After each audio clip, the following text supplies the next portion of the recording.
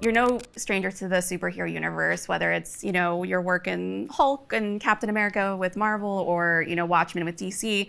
What interested you in telling this story from the perspective of a performer immersed in that world? And how did your experience kind of influence that?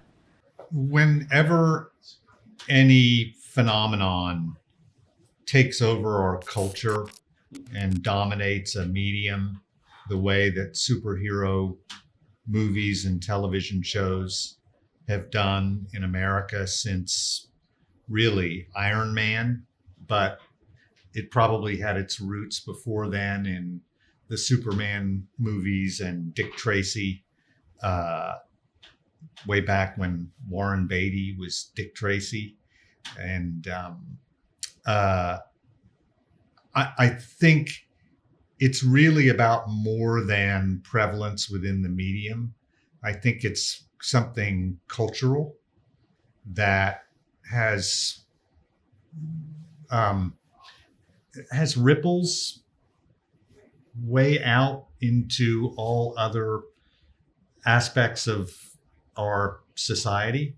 And so it's something I know about, having been in superhero movies, and it allowed me to be very detailed in examining something very specific that really is about larger cultural issues in America.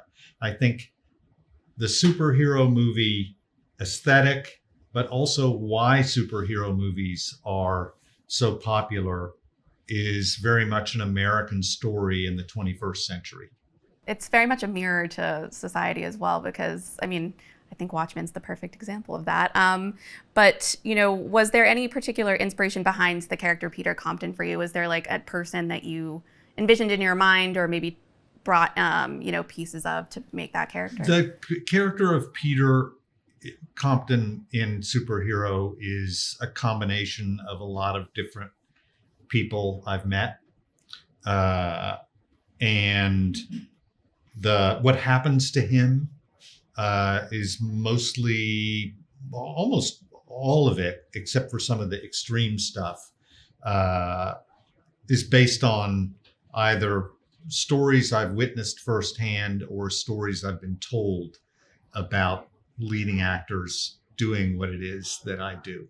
And if there were, you were to compare this novel to either a TV show or other projects, like for comparison, like, oh, it reminds me of this, or what's something that's like a good lead in for people that you want to entice to read this book? Well, I guess this is very humbly, this is in the tradition of other novels that use Hollywood and filmmaking and the surrealism of that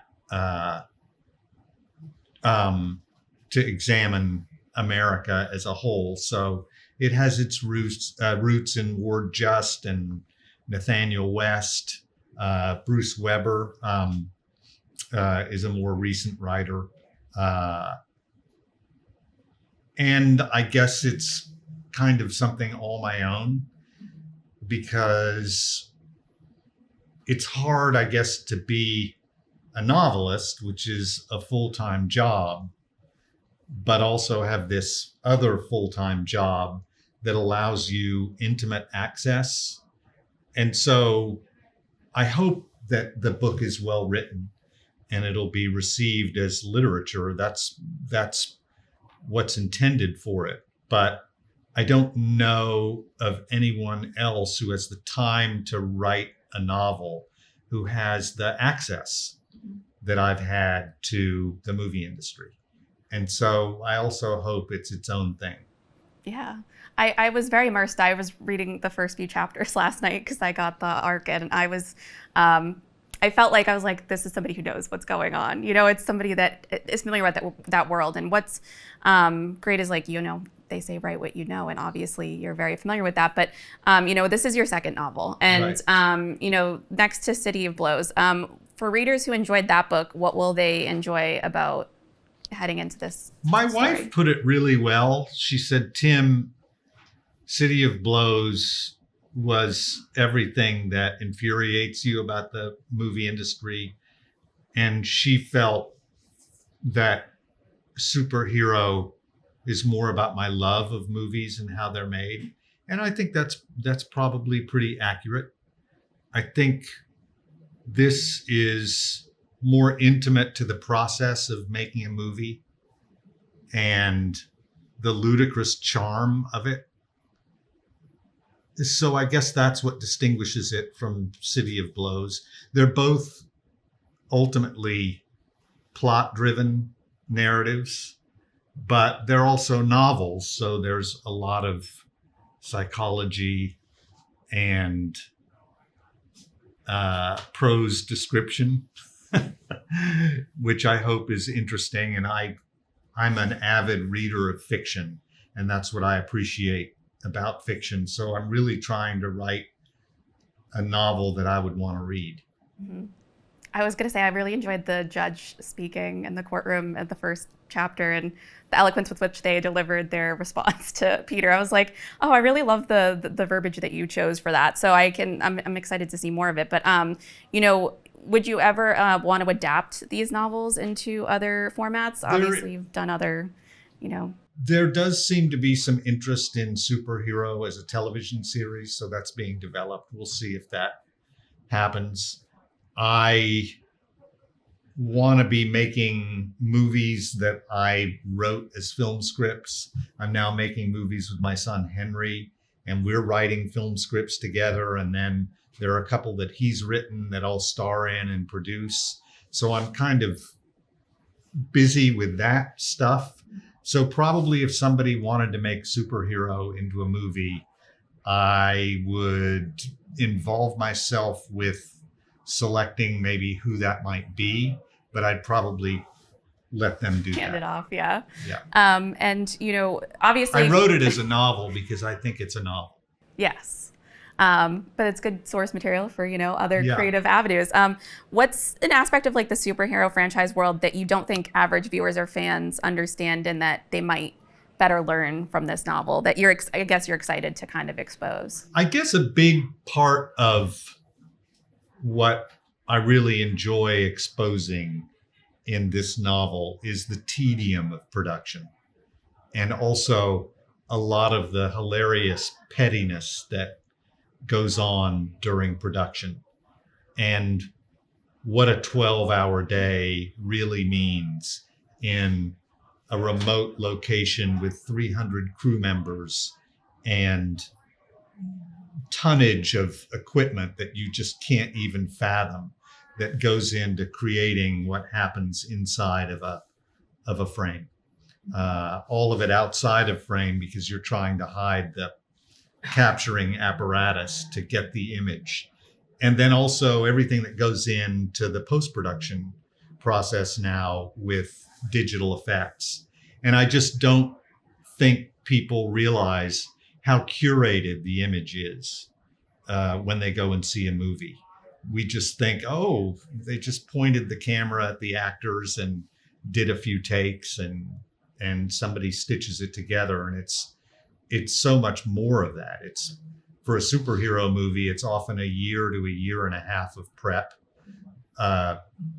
just pre-visualizing everything. And then the shooting day is arduous, tedious, often mind-numbingly boring, and there's very little glamour to it.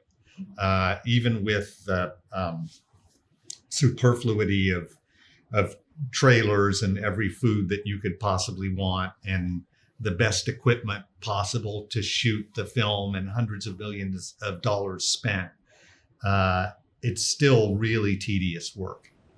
It is, yeah. I've been lucky enough to be on a couple sets, and I think people would be surprised how much it's like sitting around listening and watching and waiting for the next setup or waiting for the next thing. But for you, I have to bring up the fact that, Watchmen is celebrating its 6th anniversary this coming week. I had the pleasure of meeting you and Gene Smart in a hotel room for the junket. And it was, it's had such a huge impact in the years since it's been released. Looking back, did you imagine that playing that role would it be as timely as it was? I certainly didn't anticipate that the murder of George Floyd would occur just as we were coming on the air, really, that same year. Or that COVID was going to happen. And we had a show in which characters were in masks for very different reasons, yet still. But at the same time, it was Damon Lindelof. And a lot of what happened, not so much COVID, but certainly George Floyd, had been adumbrated in incidents in the years leading up to what Derek Chauvin and his compatriots did on the street corner to George Floyd. And so it already felt really powerful and valent when we were making it. And so I think we all had a sense, because that's kind of the kind of storyteller that Damon Lindelof is. Yeah. It's one of the most perfect adaptations, I think, from one IP to the next. Like it's a seamless transition. But for you, would you ever revisit that character? I know that HBO's never said it's ended. I know that Damon Lindelof has been like, I don't know if I have a story in me. But if you were to say, I have an idea, would you revisit the character of Wade? I certainly would be open to that. Looking Glass was a really intriguing character to get to play. And Damon did indicate at the time that were he going to move forward with it, he intended for Looking Glass to be a part of that. So who knows? But I respected Damon's willingness to walk away from something that was so impactfully and elaborately successful, with the fan base from kind of every walk of life. And not only the cultural meaning of it, but the aesthetic meaning of it, the look of it, the pacing of the show, the way that Damon doesn't, he'll ignore characters for 2 episodes while he takes a deep dive where you least expect it. But then, of course, in the end, it all adds up beautifully, and you can't imagine any other way that he could have told the story. And he captured lightning in a bottle, and then he said, and that's that, at least for now, and I have to respect that. Yeah. Well, I wish I had more time to chat with you. I know we have another person coming in, but loving you in the Lowdown. Oh, I just have to say, it's fantastic. It's great seeing you in the Oklahoma setting, and yeah. I'm also loving it. Yeah, we're big Lowdown fans, Scott knows. So congrats on that project as well. And thank you so much for your time and coming in to chat. You bet. About It was my pleasure. And, selling books is very important right now. Well, and it's difficult. And so when folks like you take an interest, I'm really grateful. Yeah, of course. Yeah.